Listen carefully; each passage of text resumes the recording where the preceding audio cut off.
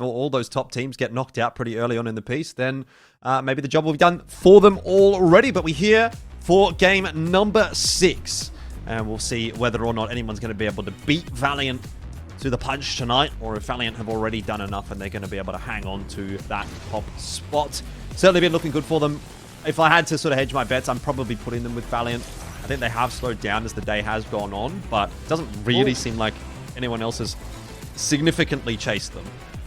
Yeah, well, that might be that difference between World's Edge and Stormpoint, right? I mean, you know, we were always trying to figure that out last season. It was, you know, Dark Zero, who were amazing at World's Edge, and then it was the second place team, Sutraiku, at times, that were really good at Stormpoint. And you saw them sort of trade blows across those two maps, and they certainly would get, you know, the bulk of their points in sort of one versus the other. So maybe that's what we're seeing from Valiant here, with a great start off at Stormpoint, and then really tapering off when we get into the older map in the competitive rotation.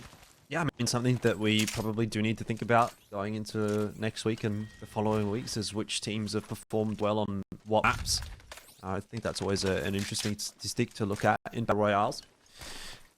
Circle has popped, and it's pretty standard. Center of it is pretty much over the top of Fragment East, if that gives you an idea. I'm sure most of you will be familiar with this kind of a circle. A lot of teams quite happy with that one. Again, I do want to touch on no beacon in Lava Siphon. Here's the circle. With no beacon in Lava Siphon, I'm interested to see whether or not Moist will make that same early rotate that they did into the Ghost Town area. They are definitely going to. As you said that, I was mousing over them, and they pinged exactly the beacon you're talking about in Ghost Town. So they will definitely be going there. But, you know, who else is going to be joining them there, right? I mean, there's, you know, there's no beacon in Geyser, MDY, who are a duo. Would they really want to contest for that? You never know. But other teams rotating through there might be looking for that as well. It is one of those kind of halfway houses that you sometimes see teams pick up if the beacon, of course, doesn't spawn there. Because if you guys don't know, you know, it's not a 100% chance, right? That the beacons are somewhat random around the map. There's different chances for them to spawn at the different POIs. And sometimes it doesn't go your way. Well, Northside Esports, it's not looking so crash hot.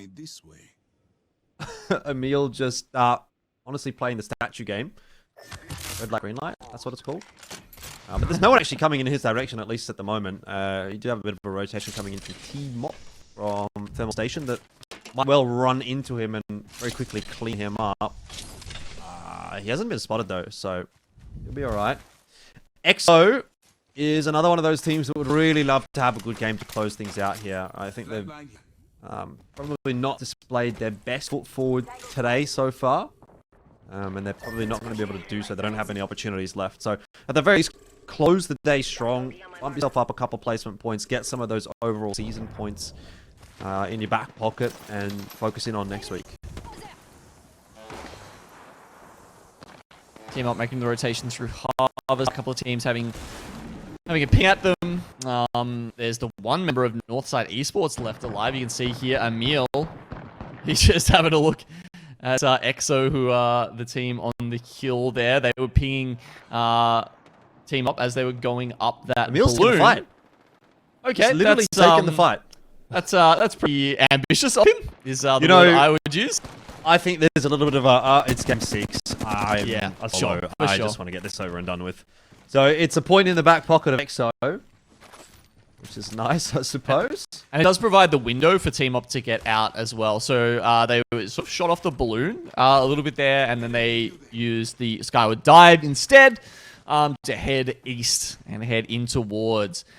Interestingly, a lot of teams have actually read this as a Geyser circle, have they? No, might just be Moist. Might just be Moist getting stopped there. Because Dewa, you can see they're, you know, well over in Overlook, where frankly you should be right now. But there's actually 3 or 4 teams clustered around Geyser. And I wonder, a couple of them have the info, so I'm sure they'll make it out of there eventually. But I just wonder if Moist, who never made it all the way up to that beacon, you know, if they're thinking that there's all these other teams here, so they've got the circle, and that's where we need to play from. Because sometimes you've just got to take that read off the other teams around you. Yeah, so what happened there is Stinky V and Emmanuel were in a bit of an engagement over at Geyser, and I think that's kind of brought Moist over. They'd heard those shots and sort of thought, all right, well, instead of rotating our way up to get the beacon info, let's try to get a third party here and see if we can pick up a couple of extra points on the way through. It hasn't really worked out in their favor because no knocks actually came through in that initial engagement. And now Moist is almost sort of stuck in the Geyser here. As you say, they don't have the info on where that next circle is going to go. So they're going to have a bit of a rude awakening when they do get that one through. Boogie Borders just outside of Fragment right now. Do they know? No! Golden Sage are on the other side of them. They're lining them up for a 3-2-1 right now. They don't manage to grab a down though, but Boogie Borders have been completely routed. Golden Sage on the back of this are in a fantastic spot to end Boogie Borders' run very early here in Game 6. Yeah, GP is pushing forward really, really ferociously. He's got a massive in the back pocket there. A bit out of range for that now, and so the flatline does come out, but it does look like Golden Sage want to continue to be taking this fight. And obviously, as you can imagine, Boogie Borders are trying to back off as much as they can. They have had enough time to reset and get their shields off. Oh, Raki now! Oh, they put so much damage in onto Mobius. Raki also, by the way, is down to a one-shot off of that little bit of a skirmish. So both teams, again, disengaging from one another. Like not even one shot, like actually one hell. Sliver. You know, because he was in the lava river, and the other teammates, they'd kind of made it to safety under the bridge, but he was so low that he had to just take that position and heal up, and then just has enough movement basically to get him out of that, and they can reset. Thankfully, of course, you know, it was their defensive hero that was stuck alone, so not able to fortify the bridge immediately, but they do just make it out there. And I'm assuming that Golden Sage are probably going to still force that fight at some point. But we'll move back over to Moist Esports, who are still down near Geyser, as you can see. And they've got Emmanuel on one side of them, and they've got Duguplay on the other. It's probably not the spot you want to be getting stuck in a fight. They do have Skyward Dive available. I mean, it doesn't look like they're under too much pressure, but I'm just a little bit concerned about what this is going to mean for later on down the track. Hermagerd does just get eliminated. That looks to be loss of Raki as well between Golden Sage and Boogie Borders. Boogie Borders did not get the banner yet. If they got the banner, if they were able to get the banner, there's so much territory out toward the western side of the map that they could find a res in. Yeah, they're well on their way away from it. I don't know that they're going to be going back. Yeah, Price is interested. He's thinking about it. He's got the heartbeat sensor. He's having a go. But you know, look, we'll keep you guys updated on that one. SRY, of course, one of the teams that was we talked about. You know, very good at placing highly, but not necessarily grabbing the kills. We've got the golden longbow. Again, it's the kind of gun that'll give you a lot of damage, but no, won't necessarily secure you the KP. They're actually setting up pretty early here in Ghost Town, and I mean, as far as where the ring is going to shift, just trying to see if we can get some info on that. Hard to get it because... Okay, it's going over towards Overlook. Yeah, it is. It is going away. So even the next ring after this one will completely cut out Ghost Town. So, look, they'll be okay there for a little while, but they will have to move. It's, yeah, I think it's going to be, once again, Valiant. They're sitting in the same spot they were, actually, last time. It felt like a little bit unfortunate the way they kind of went out last time we had the Overlook Circle, so perhaps they can learn from their mistakes this time. And then Truth Esports to the north of them. Hopefully this time they can keep up the all three of their members and have a bit of a more successful push. Yeah, I mean, the interesting thing about this circle in comparison to the last Overlook Circle we had was, at least in this case, it's a lot harder for teams to get zone info when they're already in Overlook. So they're not, I guess, 100% sure that this is where the zone is going to be going. They're making that educated guess, as opposed to the previous game where, for a couple of teams, they were able to scan that beacon at Overlook and really know that where they were going was the correct place to be. But it looks like most are, you know, reading the circle shift pretty well anyway. I mean, same kind of rotation coming in from Truth. It's, you know, interesting to note, like, they have that set rotation path for this kind of a zone where they come from Skyhook, go across the northern side of the map, and then come south from Climatizer. EXO making the same movement, and I mean, I don't know if we can get footage of the map here, but Moist have made their way, well, or even just of Moist, because you can watch EXO making their rotation right now, but Moist are making a rotation through the tunnel up into Landslide, well out in the zone. So they've gone for a massive rotate back past Harvester, and they are now the team that is so far out of the zone that, you know, it almost beguiles belief that they've managed to get themselves in that position. It's very surprising. I mean, they're not even on the map here, right? They're further out to the left of that. Yeah, they're in Landslide. So they might eventually make their way up to Boogie Borders, or at least just Fragment East and do some crafting there. But yeah, we should note the Boogie Borders have managed to grab their, you know, extra man back. So they did finally grab that banner and use one of the beacons. It looks like they used the one at Construction to bring their third member back in. So they're currently doing their crafting, and I think actually this will work out pretty nicely for the ANZ teams in terms of, you know, they'll be able to craft and move on and probably leave that for Moist to make their way in. Yeah, I mean, you can just see Moist coming in there through the tunnel from Landslide into Fragment. I mean, they're still miles out of the zone. And I think they're probably kicking themselves once they start seeing these circles, because they, again, similar to the last game, could have just made that rotation into Ghost Town, gotten that beacon, and been pretty much set up on the exact same tower that they did play earlier on. Well, this is essentially why we were having a look at EXO there, because they've got their sights set on Dugu Play, who's on the edge of the zone. They're kind of gatekeeping. They must have some sort of idea that the craft is being used. Yeah, they are. They're actually pinging it out so that they know that there's teams using the crafter, but now they have to worry about behind them, as well as Stinky B up here, who are trying to hold that in position that Moist holding in the last overhook circle, but doing it much less successfully.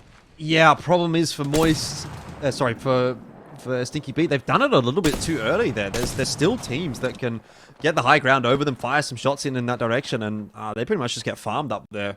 Has not worked out for them at all. Another team will join the fray in Overlook. That was Golden Sage, just Valk halting their way in, and they are hiding behind the bins. It's not exactly the greatest of cover, but it gives you something to work with. Let's see your ultimate down as well. Yeah, GQ's right on top of them, on the top of those silos. You can see they've got the crypto, so that's allowing them to get a lot of information, as well as just pop the EMPs on top of that team. You can see they're getting pinged by MDY White as well, who are in one of the other buildings in Overlook just to their north. And then in the big rotunda, you've got free agents who are, of course, having a decent day and looking to, you know, really capitalize and push themselves up even further here.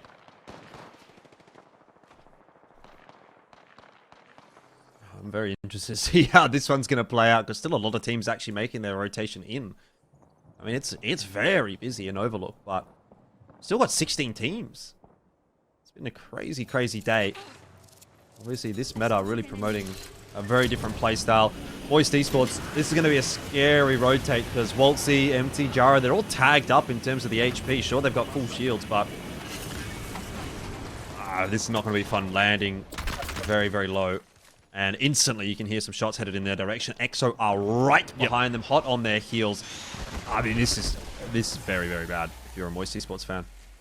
Yeah, we had Asia from Emmanuel trying to ping them with his missile swarm. Dugu Play goes right next to them. I don't think that's going to be a good spot for Dugu Play. They must have been on the other side of the rock. Perhaps didn't use Valkyrie's passive scan there to realize that there were people underneath them. So Moist, they managed to survive. A Dugu Play completely wiped out.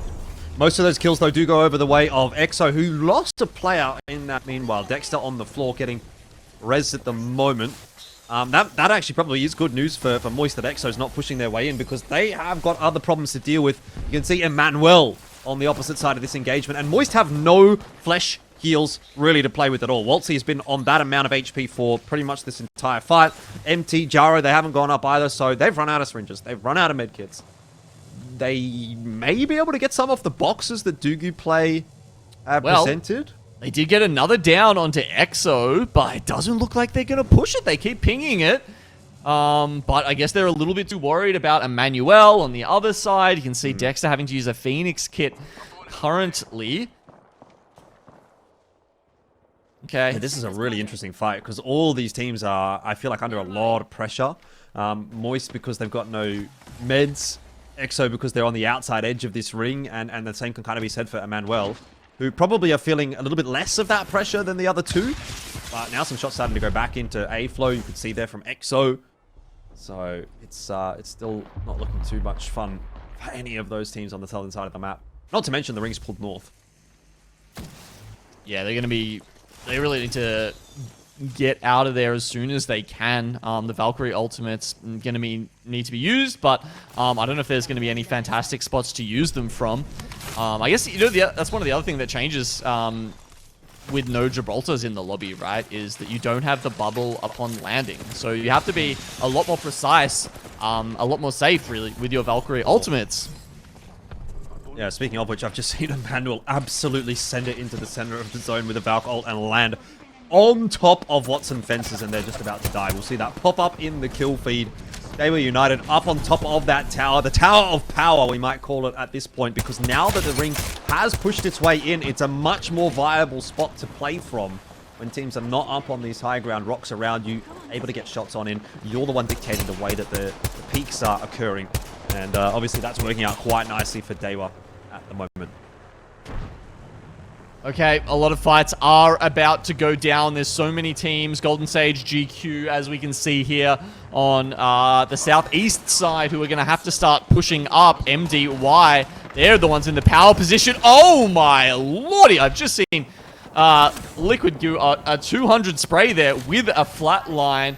They just have such a fantastic position in this Dorito as the teams push into them. Meanwhile, EXO up on the other side, they're trying to deal with SRY. They're trying to deal with a bunch of other teams on top of them. MDY White are going to absolutely demolish this team under them. I guess that was free agents. Oh, MDY White going to play up. Hoping they can get that res, but I'm not sure they'll be able to. RWD is farming. It's Shardy over the top. That has done so much damage with that car, and MDY White, they're gone. And in fact, they're just going to be loot boxes for RWD. 100 pump was pretty sweet, but yeah, they couldn't find the armor swaps there. You saw Feiju looking for it, but honestly, it was going to be pretty tough either way, I think, with RWD fully stacked at that point. Look, they're not going to be, completely sad about that. I think they went out with 5 kills, but out in 10th place, which means, you're only grabbing a couple of placement points there. Okay, the tower is not going to be in the final circle, so this will be a little bit different to last time. This one's actually going to favor a team like Truth Esports, who are sitting on the north, and can very much just hold the rocks. You can see they're just trailing shots into the rest of the team here, into the rest of the teams. Yeah, I mean, Truth will be very happy with this. They obviously have to come down from the north. Zone's headed in their direction. It makes their life a little easier than the last zone that they had to play out towards Overlook. 505 were the winners of that, and once again, making a pretty deep run. We can see them here on our screens. Full health, full shields. Well, not quite full shields at the moment, but they will be fine. They've got an alternator pylon to work with to top themselves up. They were united, having now come off of the tower. Unfortunately lost a couple of members. It's on to Bastion to get those reses. Seems as though he has got a brief moment of respite to be able to do so. Another team flying up into the air as we speak. SRY, you saw with that Valk ultimate, looking for places to land. They've opted to go straight out toward the western side of the zone and have landed actually in the zone. They're going to happen over, and they've been hit by a Valk ultimate. This is not looking good for them at all. Truth Esports, really chill. Yeah, just nuts. Relaxed. Has very much got his reticle drawn onto SRY, who you can see it just hiding behind the tiniest little bit of cover there. Trying to hide from the sniper master himself. At least they've got the pylon up, or at least for a second before this car gets rid of it. So they're safe from grenades just for a second. 6 squads left. Moist actually probably the closest to the center of this final circle yeah, here. But beds. Yeah, they're also in a caravan. Yeah, because they're right next to their pylon, right? I think it's already out of shield buffs because they're not getting their shields replenished at the moment. However, as you say, it's almost like they're sitting on white armor in some spaces, in some instances, because they are so low on their meds. I mean, they have purple shields, but they have no flesh shields at all. And Waltzy is basically a one-shot as soon as his armor is gone. So that's kind of what you're trying to get across there. Yeah. They have shield bats and cells, but they have no syringes or medkits, and they haven't had that for the last, 10 minutes probably. So they're really in an awkward spot here. They just are trying to keep their heads down as much as possible and let all of these other teams fight. The issue is, of course, Valiant is still in this game. So if anyone was to take over Valiant at the moment, it would probably be Moist. But for the fact that Valiant is now starting to farm placement points, and it looks like they're about to farm some kill points here as well. They are feeling confident, and I think at this point now, they're probably going to take the top of the lobby. Have I spoken too soon? Strafing Flame down, Tanner low, and it's Player K, the only one that has any shields to work with here, as Tanner does pop that back, gets back up to full HP. Player K gets aggressive, finds a knock onto Pricey, down as a solo alternator pylon down here as well. It's not happening for Valiant, it's not coming together. Player K is out. Does that open the door up? Maybe for Moist. They were the kill leaders until all of that happened. Truth actually pulling down there from the north, seeing if they can take advantage of the situation, but it's a little bit too late, so they go back up to their domain. That said, 4 squads left. Moist just trying to do what they can. They have to be so careful because any flesh damage they take like that is just going to be enough to put Jarrow on the floor. Now we've got Boogie Borders down at the south, and we've got Truth up at the north. It feels like those guys are really the ones we're looking out for in this final circle. SRY down. It is just the 3 remaining teams. Boogie Borders are a duo. Truth are a trio. And Moist, I think they're a duo as well. So this is starting to get into the thick of things. And Truth Esports definitely look like they'll be the team to walk away with it. Good shots coming through from Mosu on the Valk up in the air. Still 3 squads alive. 2 now. It is going to be Truth Esports who walk away with the final game of the day. Have they done enough to get themselves up into a top spot, I wonder? They were sitting in 12th going into that game. It got pretty close. It was Boogie Borders in 2nd, Moist in 3rd, SRY in 4th, Valiant in 5th. If I had to take a guess right now, I think Valiant holds on to 1st overall for the lobby. Moist, I'm not sure have done enough there to take 1st place.